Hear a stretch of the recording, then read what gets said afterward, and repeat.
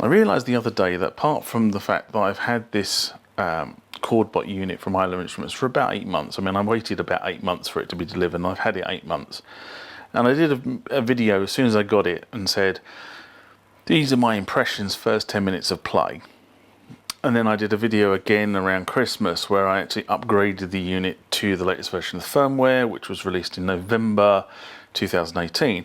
I haven't actually done very much else about this particular unit.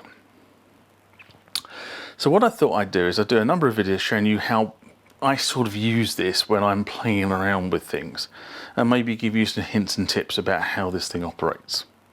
So the first thing is, how does what are you presented with when you first boot the machine up?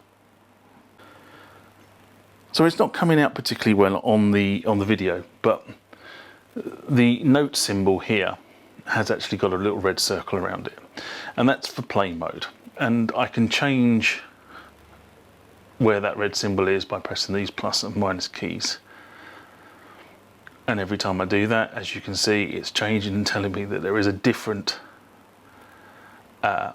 operation underneath that symbol. So that's how you change between them. You can also use this rotary button at the top here, the top left one, and as you move that backwards and forwards, as you can see, it's changing modes as well. So that is how you actually access the machine and actually access the features of the machine. So starting with play mode. Play mode is the main mode of the unit.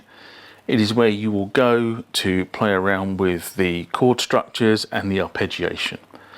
That's where I've been typically playing with this machine.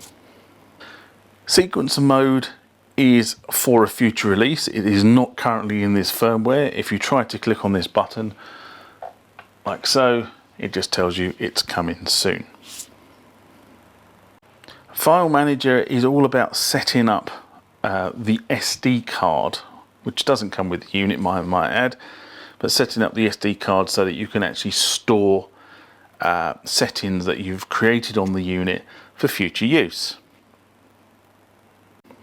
The settings menu is typically where you would go to set up the unit itself. So things such as setting the MIDI channels, you would do that in the settings menu. And finally, About Mode is where there is a list of credits about the guys who actually built this. And if I click on that, as you can see, it starts to scroll up the screen and tells you who did what. So I'm going to cancel out that. So that's what all the key components on this main menu actually do. So this is the point in the video where I turn around to you, my viewer, and say, if you enjoyed the content of this video, please give it a thumbs up. The way the Google and YouTube analytic engines work is that the more likes you get against a video, the more it gets promoted by YouTube and Google, and therefore more people with the similar interests to what you have and I have get to see this content. This channel is driven by my love of music technology. That's what it's called, the Music Tech Guy thought. If you've got queries, want to ask questions about themes or issues I raise on this channel, please do. Put your comments into the comment section below the video, and I will try to address whatever issue it is you've raised or whatever question you've raised. If it's something to do with me making future videos in terms of how to do something on a particular piece of equipment I possess, please feel free to say that as well.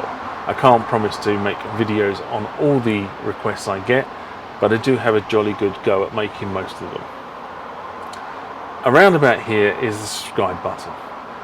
Again, to do with the YouTube and Google analytic process, the more subscribers a channel gets, the more the channel gets promoted, and the more people get to see the content that you have obviously just watched.